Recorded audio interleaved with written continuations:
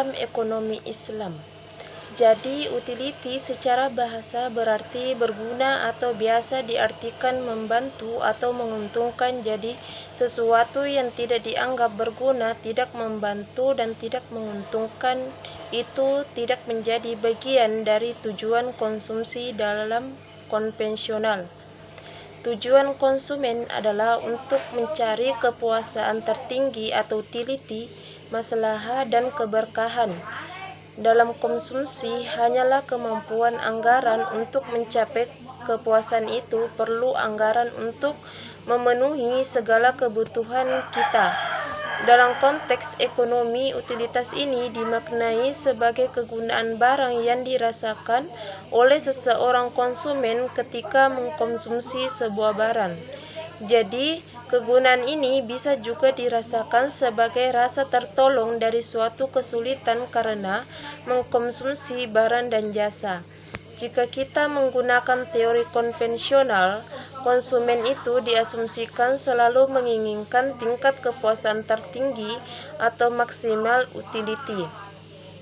Konsumen akan memilih mengkonsumsi barang A atau barang B tergantung pada tingkat kepuasan yang diberikan oleh kedua barang tersebut. Jika kita cermati lebih jauh, maka setidaknya terdapat dua hal penting untuk dikritisi atau dikaji.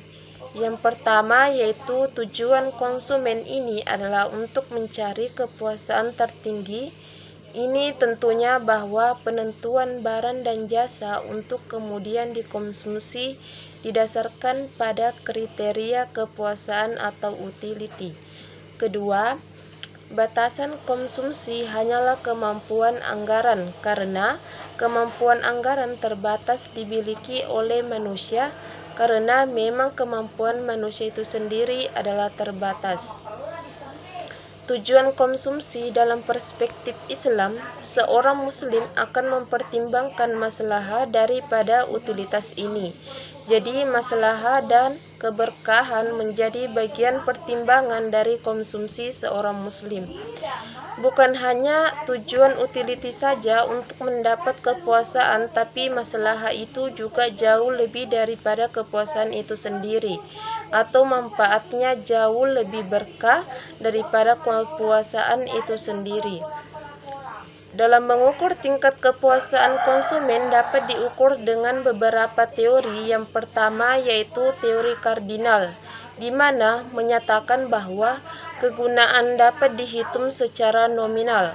Kedua, teori ordinal, di mana menyatakan bahwa kegunaan tidak dapat dihitung, hanya dapat dibandingkan. Menurut Al-Ghazali adalah seorang tokoh yang pertama kali mempopulerkan fungsi kemaslahatan dan kesejahteraan ini bahwa utilitas menurut Al-Ghazali jika orang tetap tinggal pada tingkatan subsistem menjadi sangat lemah, angka kematian akan meningkat, semua pekerjaan dan kerajinan akan berhenti dan masyarakat akan binasa. Selanjutnya, agama akan hancur karena kehidupan dunia adalah persiapan bagi kehidupan akhirat. Jadi, semua konsep yang mencakup urusan dunia, baik urusan ekonomi maupun urusan lainnya, kemudian membuat kaitan yang erat individu maupun masyarakat, yang sesungguhnya seseorang penulisnya mengatakan bahwa itu sebenarnya sudah menimbulkan sebuah konsep tentang fungsi kesejahteraan sosial yang kemudian susah untuk diruntuhkan oleh ekonomi modern. Dalam hal ini, bagaimana meningkatkan kesejahteraan sosial? Al-Ghazali juga memandang bahwa perkembangan ekonomi sebagai bagian dari tugas-tugas kewajiban sosial atau fardu kifayah yang sudah ditetapkan oleh Allah. Jika hal-hal ini telah harus terpenuhi, kehidupan dunia ini harus runtuh dan kemanusiaan akan binasa. Menurut Abdul Maman, dalam melakukan konsumsi terdapat 5 prinsip dasar, yaitu 1. Prinsip keadilan. Keadilan yang dimaksud adalah mengkonsumsi sesuatu yang halal atau tidak haram dan baik, tidak membahayakan tubuh. Kedua, prinsip kebersihan. Prinsip kebersihan ini bermakna makanan yang dimakan harus baik, tidak kotor dan menjijikkan sehingga merusak selera. Ketiga, prinsip kesederhanaan.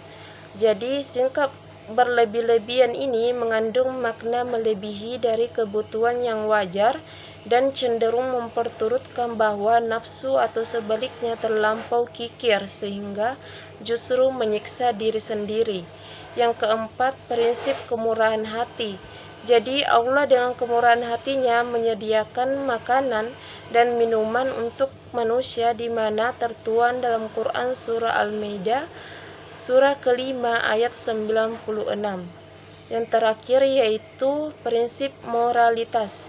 Jadi konsumsi seorang muslim secara keseluruhan harus dibingkai oleh moralitas yang dikandung dalam Islam sehingga tidak semata-mata memenuhi segala kebutuhan maslahah dalam konsumsi dan kita harus membedakan antara kebutuhan dan keinginan. Jadi hasil dari keinginan itu adalah kepuasaan, sedangkan hasil dari kebutuhan adalah manfaat dari berkah, sehingga hasrat dan keinginan tadi itu harus sesuai dengan syariat Islam. Konsep produksi dalam ekonomi Islam. Aktivitas ekonomi yang sangat menunjang kegiatan konsumsi adalah produksi. Tanpa produksi, maka konsumsi tidak bisa dilakukan. Jadi kegiatan untuk menghasilkan barang dan jasa dilakukan oleh produksi. Kegiatan produksi dan konsumsi adalah suatu mata rantai yang saling berkaitan dan tidak bisa saling dilepaskan. Oleh karena itu, prinsip-prinsip yang berlaku dalam kegiatan konsumsi pada dasarnya harus diterapkan prinsip kegiatan produksi. Konsumen dan produsen memiliki tujuan yaitu mencapai kemaslahatan secara teknis. Produksi adalah mentransformasikan berbagai input menjadi output. Produksi dalam Islam adalah proses mencari, mengalokasikan, dan mengolah sumber daya menjadi output dalam rangka meningkatkan kemaslahatan bagi manusia. Atribut fisik dan nilai dalam produk, kepentingan manusia yang sejalan dengan moral Islam harus menjadi fokus dan target dari kegiatan produksi. Jadi dalam kegiatan produksi yang merupakan mata rantai konsumsi yaitu menyediakan barang dan jasa yang merupakan kebutuhan bagi konsumen. Tujuan produsen bukan hanya untuk mendapatkan profit atau laba dalam konsep ekonomi Islam. Pertimbangan produsen juga bukan semata pada hak yang bersifat sumber daya yang memiliki hubungan yang teknis dengan output, namun juga mempertimbangkan kandungan berkah non-teknis yang ada pada sumber daya maupun output. Misalnya ketika untuk menghasilkan baju diperlukan kain seperti benang, tenaga kerja, dan mesin jahit. Produsen tidak hanya memikirkan berapa persen kain benang agar labanya seimbang, namun juga mempertimbangkan jenis kain benang apa yang dibeli dengan harga berapa per tenaga kerja yang diperlukan,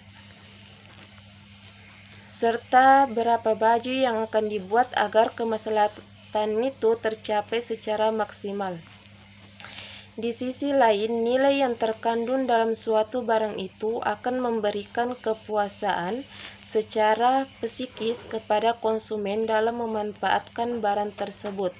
Nilai ini bisa jadi bersumber dari citra atau merek barang tersebut atau secara historis barang itu mempunyai historis sendiri dan atau reputasi produsen dan lain-lain. Tujuan dari kegiatan produksi adalah menyediakan barang dan jasa yang memberikan kemaslahatan secara maksimal bagi konsumen. Secara spesifik, tujuan kegiatan produksi adalah meningkatkan kemaslahatan yang kemudian bisa diwujudkan dalam berbagai bentuk, di antaranya 1. Pemenuhan kebutuhan manusia pada tingkatan moderat. 2. Menemukan kebutuhan masyarakat dan pemenuhannya. 3. Menyiapkan persediaan barang dan jasa di masa depan. Dan keempat, pemenuhan sarana bagi kegiatan sosial dan ibadah kepada Allah. Dalam aktivitas produksinya, produsen atau perusahaan mengubah berbagai faktor produksi menjadi barang dan jasa. Faktor produksi dibedakan menjadi faktor produksi tetap dan faktor produksi variabel. Faktor produksi tetap adalah faktor produksi yang jumlah penggunaannya tetap, tidak tergantung pada jumlah produksi. Tidak adanya kegiatan produksi, faktor produksi harus tersedia. Misalnya, mesin-mesin pabrik merupakan faktor produksi tetap. Kedua, jumlah penggunaan faktor variabel tergantung pada produksinya. Makin besar tingkat produksi, itu makin banyak faktor produksi variabel yang digunakan. Begitupun sebaliknya. Jika perusahaan ingin meningkatkan produksi, maka buruh hariannya ditambah. Sebaliknya, jika ingin mengurangi faktor produksi, maka buruh harian dapat dikurangi. Dalam konteks manajemen, jangka panjang dan jangka sangat panjang diambil berkaitan dengan ukuran waktu kronologis. Misalnya, ada klasifikasi yang menyatakan bahwa jangka panjang berkisar antara 5-25 tahun. Model produksi dengan satu faktor produksi variabel adalah faktor produksi jangka pendek, di mana ada faktor produksi yang tidak dapat diubah. Ketika mencoba memahami proses alokasi faktor produksi oleh perusahaan, ekonomi membagi faktor produksi menjadi barang modal dan tenaga kerja. Hubungan matematis dalam penggunaan faktor produksi yang menghasilkan output maksimum disebut sebagai faktor produksi. Sedangkan model faktor produksi dengan dua faktor produksi variabel berkah akan diperoleh apabila produsen menetapkan prinsip dan nilai Islam dalam kegiatan produksinya dari penerapan nilai dari prinsip Islam. Seringkali menimbulkan biaya yang relatif besar dibandingkan mengabaikannya. Di sisi lain, yang diterima merupakan kompensasi yang tidak secara langsung diterima produsen. Dalam beberapa pandangan produksi dalam Islam ada beberapa dan pendapat cendekiawan Muslim terkait dengan produksi, salah satunya yaitu KAP, di mana menyatakan pencapaian tujuan kegiatan produksi yang harus selaras dengan hidup manusia, yaitu kebahagiaan dunia dan akhirat. Sedangkan Manan yaitu melakukan penolakan terhadap konsep Credo of Mortality yang pada dasarnya juga mempromosikan suatu ide mengenai pentingnya distribusi alokatif yang lebih adil di antara manusia yang dipercayai bisa mengangkat harkat hidup manusia. Nilai-nilai Islam dalam produksi diantaranya: 1.